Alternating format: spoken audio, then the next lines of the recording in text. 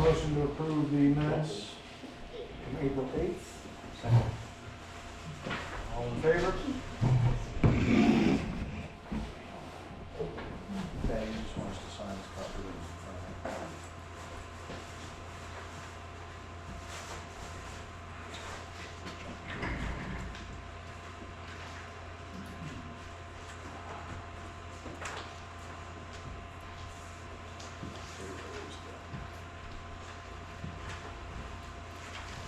All right, we got an ADA update. They've been working over in the community center with the bathrooms update. I believe the toilet's been changed.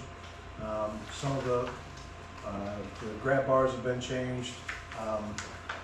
He's continuing to work over there. Hopefully we'll have it done and wrapped up in the next couple of weeks. We'll do it here, right? Yeah, this is all set. So we, just the threshold. Mm-hmm. So, hey, I'm gonna put this in front.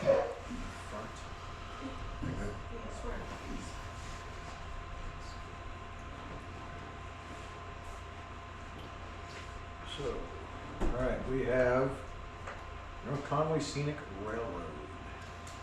Yes, Floor is sir. yours, sir. Yes, sir. I sincerely appreciate this opportunity to address the board and these fine people. I want to share a little PowerPoint with you showing what Conway Scenic's about, and then what we're thinking it would be a great opportunity for the town of Brownfield. And hopefully the technology works. We're going to certainly give it a shot here.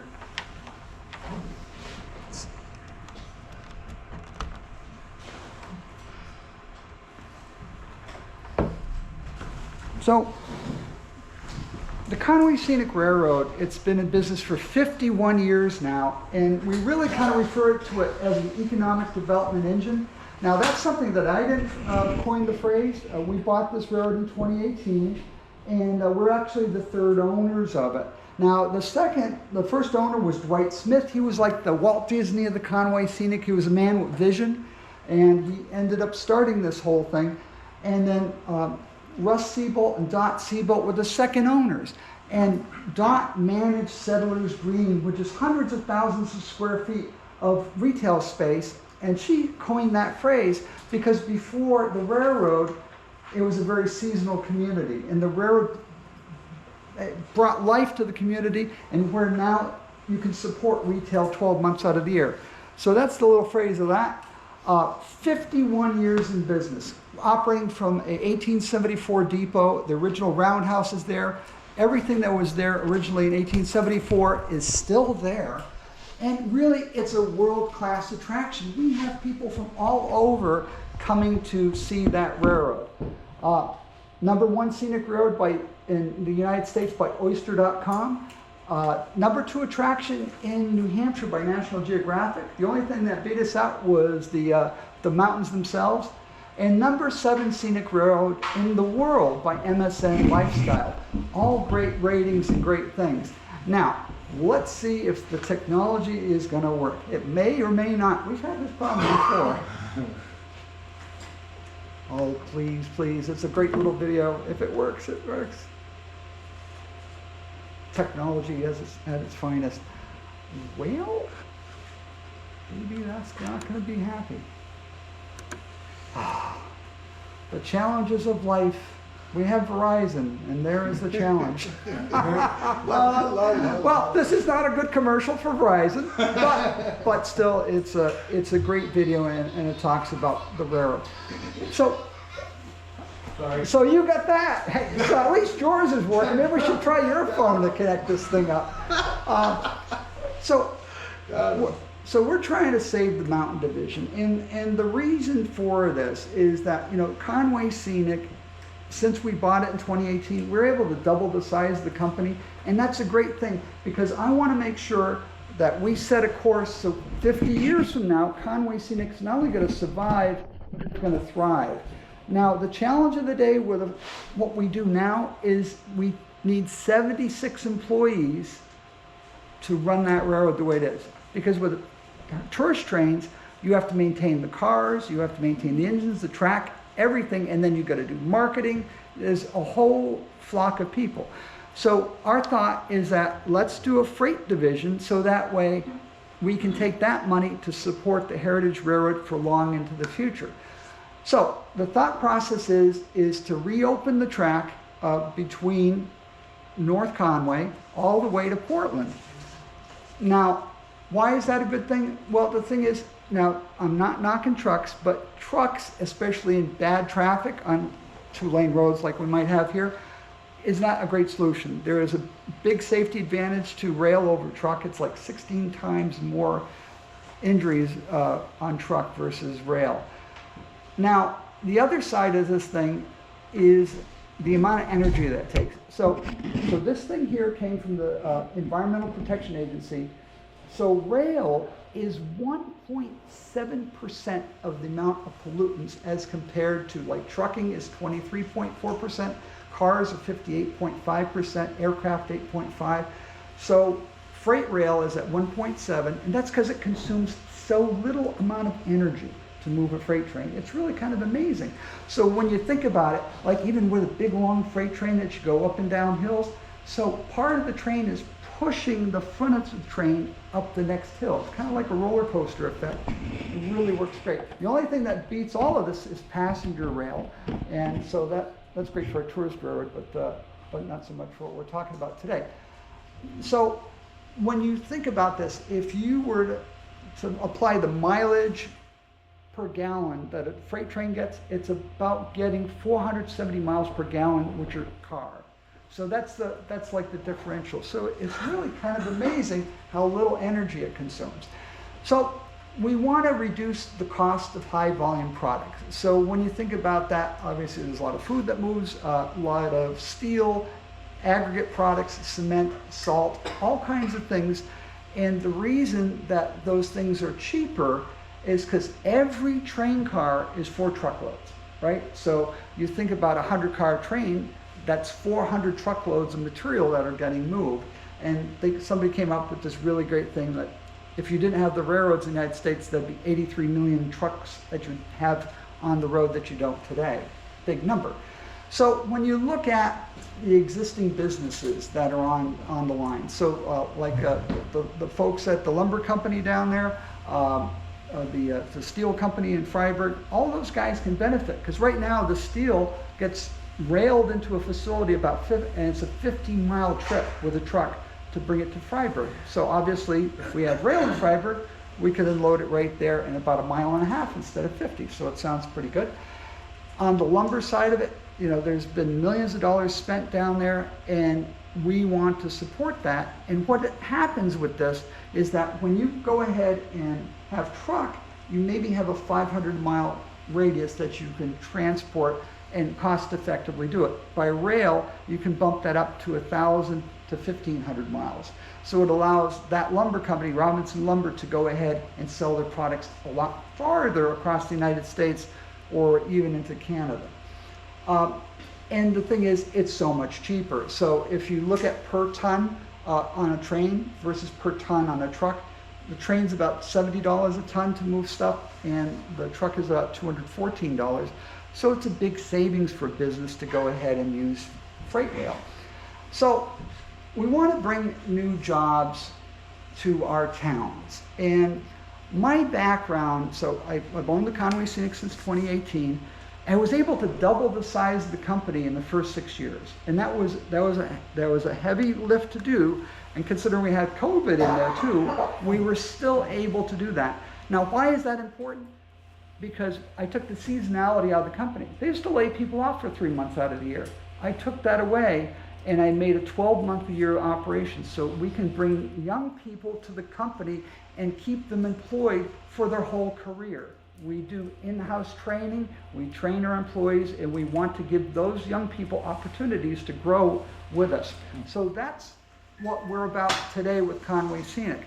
When we're talking about freight opportunities, and I pointed this out, this one facility, which I have a better thing here, that one facility, I helped create that in Westfield, Massachusetts, and I want to share that one place with you because I looked up what it paid for property tax last year. It was $450,000, that one Lowe's facility. Now, in my career, we created 2 of these facilities for Lowe's, one in Frostproof, Florida, and one in Westfield, Massachusetts. So that doesn't mean that Lowe's is just going to come here. But the point is that the railroad was the reason Lowe's located in those 2 locations, because they wanted good rail freight service. And these are real world things that we can go ahead and try to recreate along this line between Portland and North Conway. And also we're going to expand existing tourism opportunities. We're absolutely going to do that. It's the mainstay of our business, so once the track is up to a standard where our tourist train can run on it, then we're going to go ahead and explore those opportunities as well. Now, there's that Lowe's facility again. I mean, just look at it. It's beautiful, pristine, and even like to the building to the left that's kind of separate, that's another rail serve facility that we created. And the point of this is that through my career, I've done a lot of these facilities, and it's all possible. So the big game changer, the thing that has made this possible, is CSX buying the Pan Am Railways. And there's that phone again, and we like that phone because it's actually working versus mine. Mustn't be Verizon. But it is? Oh wow, so you've got a better plan than I do, obviously. So here's the thing. Back in the day, the Boston and Maine Railroad was bought by an investment group. And B&M, it was in Massachusetts, feeders into Maine and New Hampshire a bit. They were in bankruptcy for years. So an investment group buys that, and then they bought the Maine Central, and they started diverting traffic and money to support the B&M. So that was great for the B&M, not so great for Maine Central, because Maine Central was a vibrant company. It was making money for many, many years until that happened. Now, the big game changer is that whole big thing, which the latest name was Pan Am, after the airline for some reason, that was bought by CSX. Now, CSX is invested over $100 million in track repairs in Maine to go ahead and bring that railroad up to speed. And that's opening the door of opportunity to guys like me to connect with it. Because when you think about it, the main line is wonderful, but it's only as good as the branches that feed it. And this railroad here can be a branch that's feeding CSX.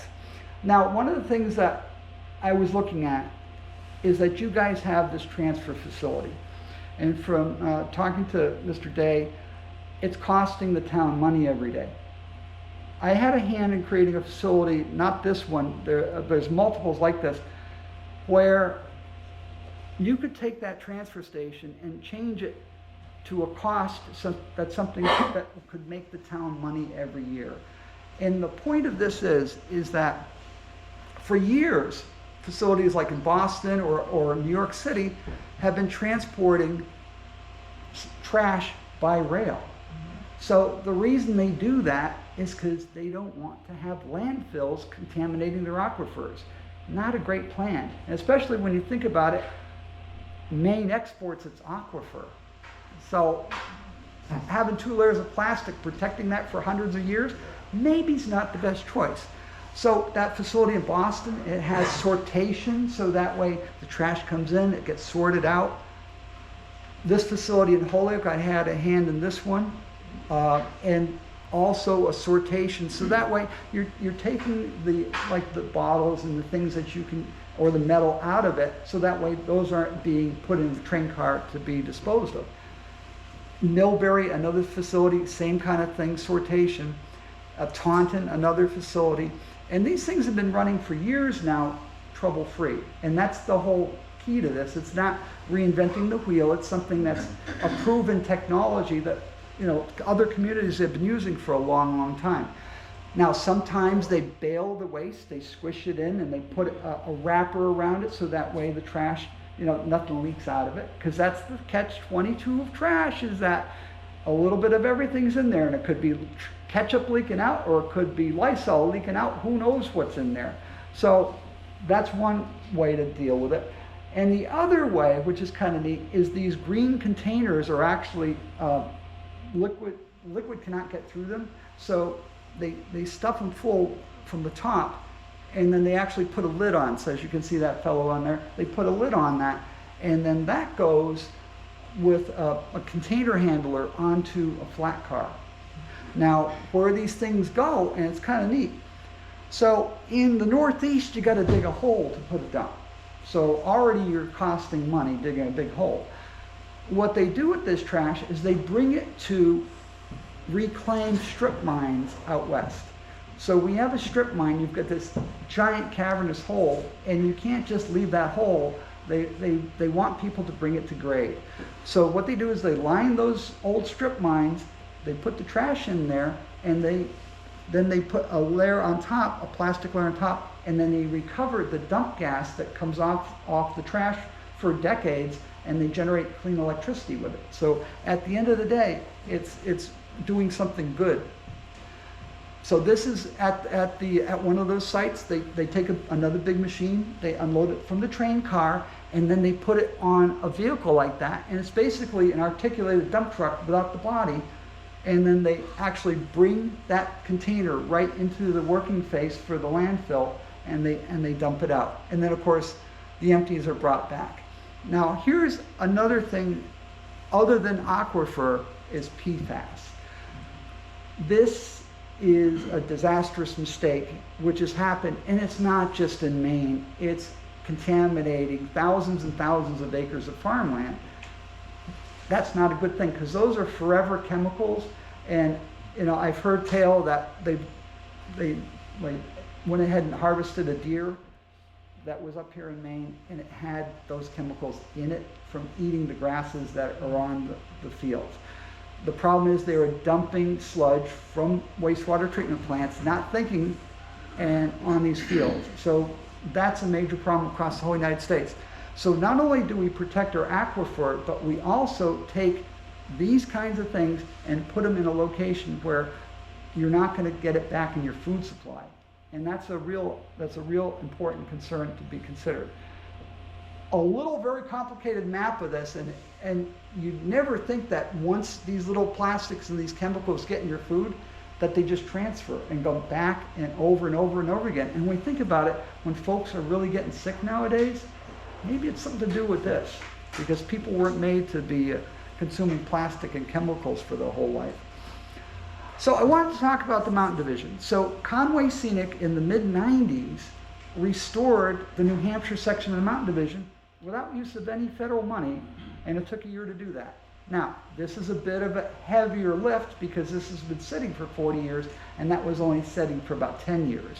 But I included some pictures of the work that the guys did, and a lot of that work was by hand. And it was just a tremendous lift, but at the end of the day, Conway Scenic did this. We've already demonstrated the ability to fix track, and I've got a lot more equipment now than they ever had because I'm investing in our company. So, I mean, look, we're putting a bridge in over there. We cross that bridge every day now. So we've already demonstrated the ability to do this, and we have better machinery today to facilitate doing this part. So currently we operate on 53 miles of track, so I'm looking at doubling the size of the railroad again. But again, we've demonstrated the ability to run this. In 2022, we did 35 miles of ties and ballast. That's a pretty awesome thing. These are just some shots of us doing that work. That's one machine that I don't own. I own most of the machines. That's a very expensive one. That's about $1 million, and that straightens out the track automatically. And the reason I don't own it, first of all, you got to buy the darn thing. That's a problem. But then the other problem is you need to have a really good operator that knows how to run computers and a good mechanic. They have a full-time mechanic. But like that machine there, I bought that one. It was rebuilt with a warranty from Knox Kershaw. That levels the stone on the track. We do have this tamping machine, which is less sophisticated than the other one, and so we can operate that without a problem. Telehandlers, that's a tie handling machine. Us putting out ties out on the railroad. That young man there, the one on the right, I'm very proud of that man. That man started out with us as a janitor. That man now is a construction foreman. And I worked personally 1 year with that young man to get him to that position. Very, very proud of him. And that's the thing we're trying to do. We're trying to give opportunity to young people to grow with the company so that way they can have a bright and prosperous future. We're rebuilding that track at Sawyers River, completely new. A lot of good people. Like I said, I've got 76 employees at this point. That's a tie handling machine. That's a small tie inserter that we've had for many years. Some of our trucks, I was so proud of these guys, they washed them, so I took a picture of it. You know, in the wintertime, it's kind of a challenge. That machine there, that's custom made, that has all kinds of different attachments. It actually has we just bought a feller buncher head so we can reach out, cut a tree without a chainsaw, grab the tree, and we harvest the trees so that they can be used for power plants. Instead of leaving them in the woods, we bring them back and we use it that way. And we just got these today. We bought 2 high production tie inserters to go ahead and do this job going to Portland.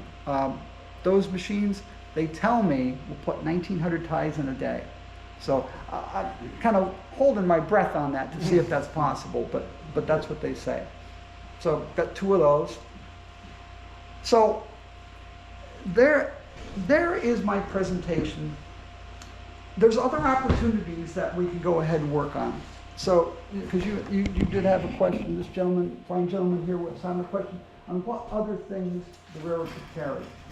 So the low-hanging fruit for the town right now, for your community, is that transfer station, because I really think that it could earn money for you every year. That's a positive. So right now it's costing about $180,000 if I remember correctly.